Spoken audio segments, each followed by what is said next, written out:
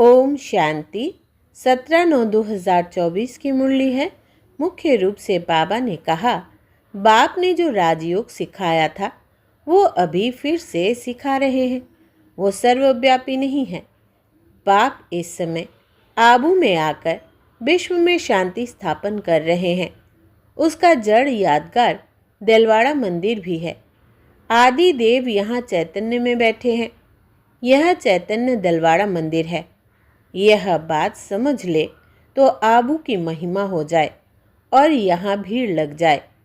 आबू का नाम बाला हो गया तो यहाँ बहुत आएंगे। आगे कहा, देही अभिमानी बनने का पूरा पूरा पुरुषार्थ करना है। ऐसे कभी नहीं सोचना है कि जो नसीब में होगा। सेंसिबल बनना है। ज्ञान सुनकर उसे स्वरूप में लाना है। याद का जौहर धारण कर फिर सेवा करनी है। सबको आबू महान तीरथ की महिमा सुनानी है। अब सुनते हैं महावाक्यों को विस्तार से। बाबा ने कहा, मीठे बच्चे, यह राज सभी को सुनाओ कि आबू सबसे बड़ा तीरथ है।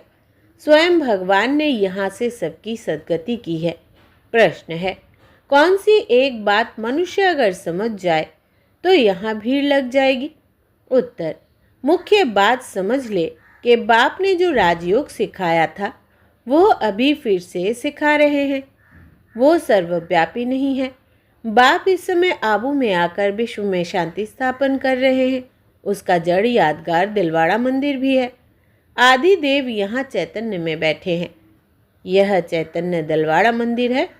यह बात समझ ले तो आबू की महिमा हो जाए और यहाँ भीड़ लग जाए। आबू का नाम बाला हो गया तो यहाँ बहुत आएंगे। ओम शांति। बच्चों को योग सिखाया और सब जगह सब आप ही सीखते हैं। सिखलाने वाला बाप नहीं होता। एक दो को आप ही सिखलाते हैं। यहाँ तो बाप बैठ सिखलाते हैं बच्चों को। रात दिन का फर्क है। वहाँ तो बहुत मित्र संबंधी आदि याद आते रहते हैं। इतना याद नहीं कर सकते हैं, इसलिए देही अभिमानी बहुत मुश्किल बनते हैं। यहाँ तो देही अभिमानी तुमको बहुत जल्दी बनना चाहिए, परंतु बहुत है जिनको कुछ भी पता नहीं है। शिव बाबा हमारी सर्विस कर रहे हैं। हमको कहते हैं, अपने को आत्मा समझ बाप को याद करो। जो बाप इसमें विराजमान है, यहाँ विराजमान है, उनको याद करना पड़ता है। बहुत बच्चे हैं जिनको यह निश्चय ही नहीं है कि शिव बाबा ब्रह्मा तन द्वारा हमको सिखला रहे हैं। जैसे और लोग कहते हैं, हम कैसे निश्चय करें, ऐसे यहाँ भी है। अगर पूरा निश्चय होता तो बहुत प्यार से बाप को याद करते करते अपने में बल भरते, बहुत सर्विस करते, क्योंकि सारे विश्व को पावन बनाना है ना। योग में भी कमी है तो ज्ञान में भी कमी है। सुनते तो हैं परंतु धारणा नहीं होती है। धारणा अगर हो तो फिर औरों को भी धारणा करावे। बाबा ने समझाया था, वे लोग कॉन्फ्रेंस आदि करते रहते हैं, विश्व में शांति चाहते हैं, परंतु विश्व में शांति कब थी, किस प्रकार हुई थी, वो कुछ भी नहीं जानते। किस प्रकार की शांति थी वही चाहिए ना। यह तो तुम बच्चे ही जानते हो। विश्व में सुख शांति की स्थापना अब हो रही है। बाप आया हुआ है। कैसे यह दिलवाड़ा मंदिर है। आदि देव भी है और ऊपर में विश्व में शांति का नज़ारा भी है। कहाँ भी कॉन्फ्रेंस आदि में तुमको बुलाते हैं तो तुम पूछो, विश्व में शांति किस प्रकार की चाहिए। इन लक्ष्मी नारायण के राज्य में विश्व में शांति थी। वो तो दिलवाड़ा मंदिर में पूरा यादगार है। विश्व में शांति का सैंपल तो चाहिए ना। लक्ष्मी नारायण के चित्र से भी समझते नहीं हैं। पत्थर बुद्धि है ना, तो उन्हों को बताना चाहिए कि हम बता सकते हैं। विश्व में शांति का सैंपल एक तो यह लक्ष्मी नारायण है, और फिर इन्हों की राजधानी भी देखना चाहते हो तो वो भी दिलवाड़ा मंदिर में जाकर देखो। मॉडल ही दिखाया जाता है ना, वो चलकर आबू में देखो। मंदिर बनाने वाले खुद नहीं जानते हैं, जिन्होंने ही बैठ यह यादगार बनाया है। जिसका दिलवाड़ा मंदिर नाम रख दिया है। आदि देव को भी बिठाया है, ऊपर में स्वर्ग भी दिखाया है। जैसे वो जड़ है वैसे तुम हो चैतन्य। इनको चैतन्य दिलवाड़ा नाम रख सकते हैं, परंतु पता नहीं कितनी भीड़ हो जाए, मनुष्य ही मूंझ जाए। यह फिर क्या है? समझाने में बड़ी मेहनत लगती है, बहुत बच्चे भी नहीं समझते हैं। भल दर पर पास में बैठे हैं, समझते कुछ भी नहीं। प्रदर्शनी में अनेक प्रकार के मनुष्य जाते हैं, ढेर मठ पंथ है, वैष्णव धर्म वाले भी है। वैष्णव धर्म का अर्थ ही नहीं समझते हैं। श्री कृष्ण की बादशाही कहाँ है, जानते ही नहीं। श्री कृष्ण की राजाई को भी स्वर्ग बैकुंठ कहा जाता है। बाबा ने कहा था, जहाँ बुलावा हो वहाँ जाकर तुम समझाओ विश्व में शांति कब थी। यह आबू सबसे ऊंच तीर्थ है, क्योंकि यहाँ बाप विश्व की सद्गति कर रहे हैं। आबू पहाड़ी पर उनका सैंपल रखना हो तो चलकर दिलवाड़ा मंदिर देखो। विश्व में शांति कैसे स्थापन की थी, उसका सैंपल है। सुनकर बहुत खुश होंगे, जैनी लोग भी खुश होंगे। तुम कहेंगे यह प्रजापिता ब्रह्मा हमारा बाप है आदिदेव। तुम समझाते हो फिर भी समझते नहीं हैं। कहते हैं ब्रह्मा कुमारियाँ पता नहीं क्या कहती है। तो अब तुम बच्चों को आबू की बहुत ऊंची महिमा करके समझाना चाहिए। आबू है बड़े ते बड़ा तीर्थ। बॉम्बे में भी समझा सकते हो, आबू पहाड़ बड़े ते बड़ा तीर्थ है, क्योंकि परमपिता परमात्मा ने आबू में आकर स्वर्ग की स्थापना की है।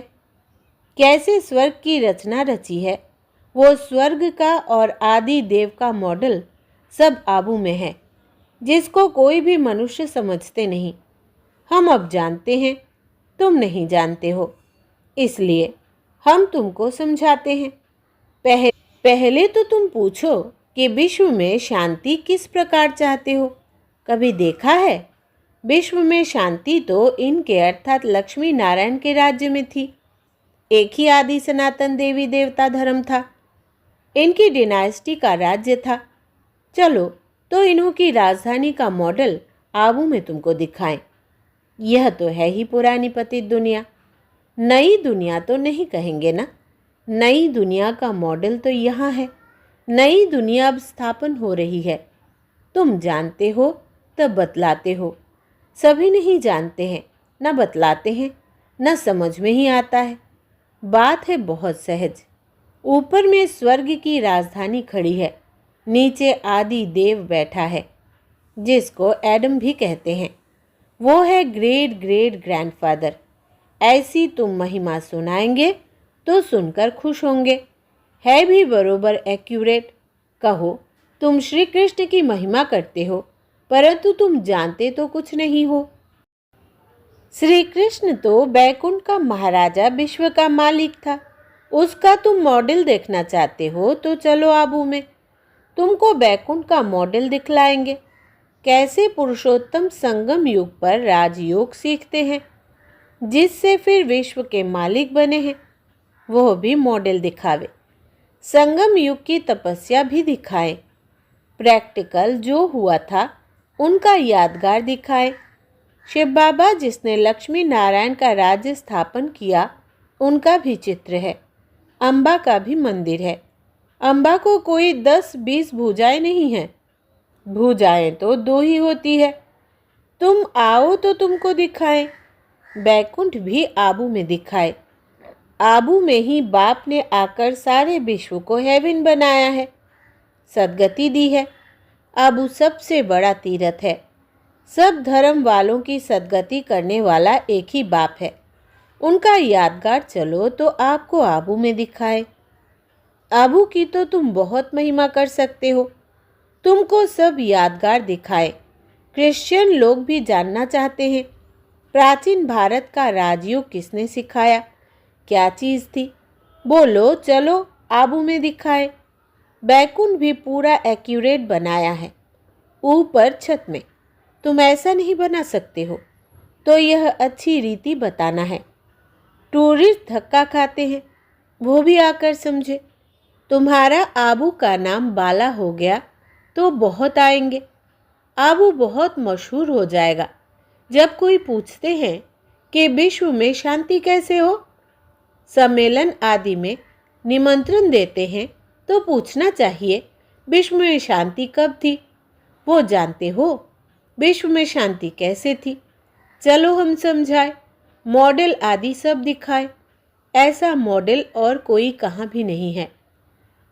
आबू ही सबसे बड़ा ऊंचते ऊंच तीर्थ है, जिसमें बाप ने आकर के विश्व में शांति सर्व की सद्गति की है। यह बातें और कोई नहीं जानते। तुम्हारे में भी नंबरवार है। भल बड़े महारथी म्यूजियम आदि संभालने वाले हैं, परंतु ठीक रीति किसको समझाते हैं वा नहीं। बाबा रीड तो करते हैं ना, बाबा सब कुछ समझाते हैं। जो भी जहाँ भी है उनको समझते हैं। कौन कौन पुरुषार्थ करते हैं, क्या पद पाएंगे। इस समय अगर मर पड़े तो कुछ भी पद पा नहीं सकेंगे। याद के यात्रा की मेहनत वो समझ नहीं सकते। बाप रोज रोज नई बातें समझाते हैं। ऐसे ऐसे समझा कर ले आओ, यहाँ तो यादगार कायम है। बाप कहते हैं मैं भी यहाँ हूँ, आदि देव भी यहाँ है, बैकुंठ भी यहाँ है। आबू की बहुत भारी महिमा हो जाएगी। आबू पता नहीं क्या हो जाएगा। जैसे देखो, कुरुक्षेत्र को अच्छा बनाने के लिए करोड़ों रुपया उड़ाते रहते हैं। कितने ढेर मनुष्य जाकर वहाँ इकट्ठे होते हैं। इतनी बदबू गंदगी होती है, बात मत पूछो। कितनी भीड़ होती है। समाचार आया था कि भजन मंडली की एक बस नदी में डूब गई। यह सब दुख है ना। अकाले मृत्यु होती रहती है। वहाँ तो ऐसे कुछ होता ही नहीं। यह सब बातें तुम समझा सकते हो। बातचीत करने वाला बड़ा सेंसिबल चाहिए। बाप ज्ञान का पंप कर रहे हैं, बुद्धि में बिठा रहे हैं। दुनिया थोड़े ही इन बातों को समझती है। वो समझते हैं नई दुनिया का सैर करने जाते हैं। बाप कहते हैं यह दुनिया अब पुरानी गई के गई। वो तो कहते हैं 40,000 वर्ष पड़े हैं। तुम तो बतलाते हो कि सारा कल्प ही 5,000 वर्ष का है। पुरानी दुनिया का तो मौत सामने खड़ा है। इसको कहा जाता है घोर अंधियारा। कुंभकर्ण की नींद में सोए पड़े हैं। कुंभकर्ण आधा कल्प सोता था, आधा कल्प जागता था। तुम कुंभकर्ण थे। यह खेल बड़ा वंडरफुल है। इन बातों को सब थोड़े ही समझ सकते हैं। कोई तो ऐसे ही भावना में आ जाते हैं। सुनते हैं यह सब जा रहे हैं तो चल पड़ते हैं। इनको बताते हैं हम शिव बाबा पास जाते हैं। शिव बाबा स्वर्ग की स्थापना कर रहे हैं। उस बेहद के बाप को याद करने से बेहद का वर्षा मिलता है बस। तो वो भी कह देते शिव बाबा हम आपके बच्चे हैं, आपसे वर्षा ज़रूर लेंगे। बस बेड़ा पार है। भावना का भाड़ा देखो कितना मिलता है। भक्ति मार्ग में तो है अल्पकाल का सुख। यहाँ तुम बच्चे जानते हो बेहद के बाप से बेहद का वर्षा मिलता है। वो तो है भावना का अल्पकाल के सुख का भाड़ा। यहाँ तुमको मिला है 21 जन्मों के लिए भावना का भाड़ा। बाकी साक्षात्कार आदि में कुछ है नहीं। कोई कहते हैं साक्षात्कार हो, तब बाबा समझ जाते हैं कुछ भी समझा नहीं है। साक्षात्कार करना है तो जाकर नौंधा भक्ति करो, उससे कुछ मिलता नहीं है। करके दूसरे जन्म में कुछ अच्छा बन पड़ेंगे। अच्छा भक्त होगा तो अच्छा जन्म मिलेगा। यह तो बात ही न्यारी है। यह पुरानी दुनिया बदल रही है। बाप है ही दुनिया बदलने वाला। यादगार खड़ा है ना। बहुत पुराना मंदिर है। कुछ टूटता करता है तो फिर मरम्मत कराते रहते हैं, परंतु वो शोभा तो कम हो ही जाती है। यह तो सब विनाशी चीज़ें हैं। तो बाप समझाते हैं बच्चे, एक तो अपने कल्याण के लिए अपने को आत्मा समझ बाप को याद करो तो विकर्म विनाश हो। पढ़ाई की बात है। बाकी यह जो मथुरा में मधुबन कुंज गली आदि बैठ बनाया है वो कुछ भी है नहीं। ना कोई गोप गोपियों का खेल है। यह समझाने में बड़ी मेहनत करनी पड़ती है।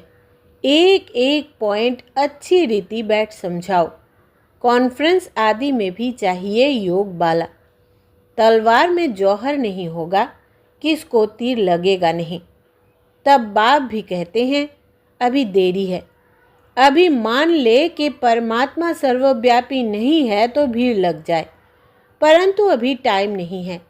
एक बात मुख्य समझ जाए कि राजयोग बाप ने सिखाया था, जो इस समय सिखला रहे हैं। इसके बदले नाम उसका डाल दिया है जो कि अभी सावरा है। कितनी बड़ी भूल है। इससे ही तुम्हारा बेड़ा डूब गया है।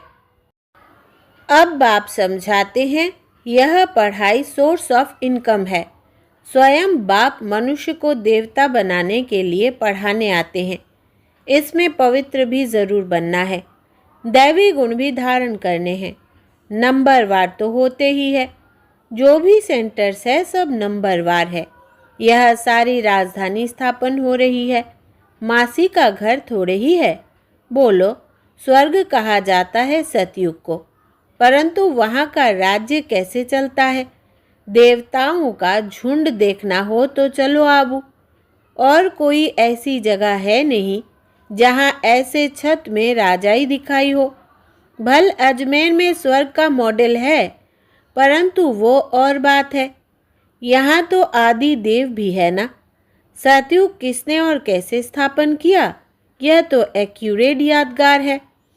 अभी हम चैतन्य दिलवाड़ा नाम लिख नहीं सकते हैं। जब मनुष्य खुद समझ जाएंगे तो आप ही कहेंगे कि तुम लिखो। अभी नहीं। अभी तो देखो थोड़ी बात में ही क्या कर देते हैं। क्रोधी बहुत होते हैं। देह अभिमान है ना। देही अभिमानी तो कोई हो न सके सिवाय तुम बच्चों के। पुरुषार्थ करना है, ऐसे नहीं कि जो नसीब में होगा। पुरुषार्थी ऐसे नहीं कहेंगे। वो तो पुरुषार्थ करते रहेंगे, फिर जब फेल होते हैं तब कहते हैं तकदीर में जो था। अच्छा, मीठे मीठे सिकिलधे बच्चों प्रति माता पिता बाप दादा का याद प्यार और गुड मॉर्निंग। रूहानी बाप की रूहानी बच्चों को नमस्ते। हम रूहानी बच्चों की रूहानी बाप दादा को याद प्यार गुड मॉर्निंग और नमस्ते बाबा नमस्ते। धारणा के लिए मुख्य सार पहला, देही अभिमानी बनने का पूरा पूरा पुरुषार्थ करना है। ऐसे कभी नहीं सोचना है कि जो नसीब में होगा। सेंसिबल बनना है। दूसरा, ज्ञान सुनकर उसे स्वरूप में लाना है। याद का जौहर धारण कर फिर सेवा करनी है। सबको आबू महान तीर्थ की महिमा सुनानी है। वरदान है, एक बाबा शब्द की स्मृति से याद और सेवा में रहने वाले सच्चे योगी सच्चे सेवाधारी भव। विस्तार है, आप बच्चे मुख सेवा मन से बार बार बाबा शब्द कहते हो। बच्चे हो तो बाबा शब्द याद आना या सोचना ही योग है, और मुख से बार बार कहना कि बाबा ऐसे कहते हैं, बाबा ने यह कहा, यही सेवा है। लेकिन इस बाबा शब्द को कोई दिल से कहने वाले हैं, कोई नॉलेज के हिसाब से। जो दिल से कहते हैं उन्हें दिल में सदा प्रत्यक्ष प्राप्ति, खुशी और शक्ति मिलती है। दिमाग वालों को बोलने समय खुशी होती, सदाकाल की नहीं। स्लोगन है, परमात्मा रूपी क्षमा पर फिदा होने वाले ही सच्चे परवाने हैं। परमात्मा रूपी क्षमा पर फिदा होने वाले ही सच्चे परवाने हैं। अच्छा, ओम शांति।